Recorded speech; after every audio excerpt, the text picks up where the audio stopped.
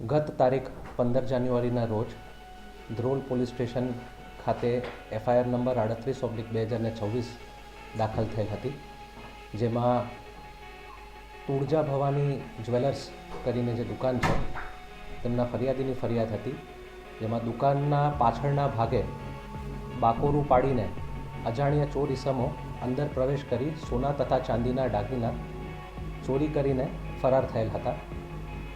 ફરિયાદ થયા પછી ધ્રોલની લોકલ પોલીસની ટીમ તથા LCBની ટીમ તાત્કાલિક ત્યાં ઘટના સ્થળે આવી અજાણ્યા ચોર ઈસમોને શોધવા માટે તજવીજનો આરંભ કર્યો હતો. 3 દિવસની મહેનત પછી હ્યુમન અને ટેકનિકલ ઇનપુટ્સના આધારે LCBની ટીમને બાતમી મળી હતી કે આ અજાણ્યા ઈસમો જે છે એ મોટરસાઇકલ પર ચોરીનો મુદ્દામાલ લઈ જોડિયાથી ધ્રોલ તરફ આવી રહેલ છે. આ બાતમીના આધારે તેમને ઇન્ટરસેપ્ટ કરીને ત્યાં જ ત્રણેય અજાણ્યા ચોર ઈસમોને પકડી લઈ અને સાથે ચોરીનો જે મુદ્દામાલ છે તે પણ રિકવર કરેલ હતો. આમાં ચોરીનો જે મુદ્દામાલ છે એમાં જે સોનાના દાગીના છે એ 175 ગ્રામ રિકવર થયા છે, એની કિંમત 17,50,000 છે. જે ચાંદીના દાગીના છે એ 11 કિલોગ્રામ રિકવર થયા છે, જેની કિંમત 9,46,000 છે. એટલે કુલ ચોરીના જે મુદ્દામાલ છે તેમાં 26,96,000નો કમ્પ્લીટ મુદ્દામાલ રિકવર કરેલ છે. આ ઉપરાંત જે 2 મોટરસાઇકલ છે તે ઉપરાંત 4 મોબાઈલ ફોન છે અને જે ચોરી કરવામાં લોખંડના સળિયાનો ઉપયોગ કર્યો હતો તે પણ રિકવર કરવામાં આવેલ છે.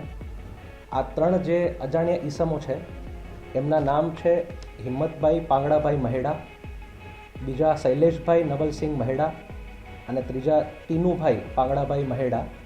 મૂળ તેઓ દાહોદના નિવાસી છે, તો તેઓની અટક કરેલ છે અને મુદ્દામાલ પણ રિકવર કરેલ છે. હાલ આમની ઉપર કોઈ ગુનાહિત ઇતિહાસ જાણવામાં નથી આવ્યું, તે છતાં એની તપાસ હજુ આગળ ચાલુ છે, તો આગળ મળશે તો એ પ્રમાણે જાણ કરવામાં આવશે. આમની એમોમાં એવું છે કે આવી એમો પહેલીવાર અહીં જોવામાં આવી છે.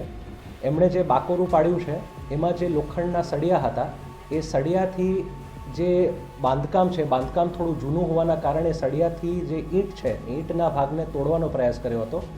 એક ઈંટ તૂટી ગયા પછી એક ઈંટોને એમણે ધીરે ધીરે બહાર કાઢી હતી, જેથી વધારે કોઈ અવાજ ન થાય, એટલે આજુબાજુમાં એ રીતના જાણ નથી થઈ.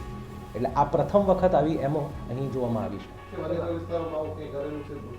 હાલ અત્યારે કશું જાણમાં નથી.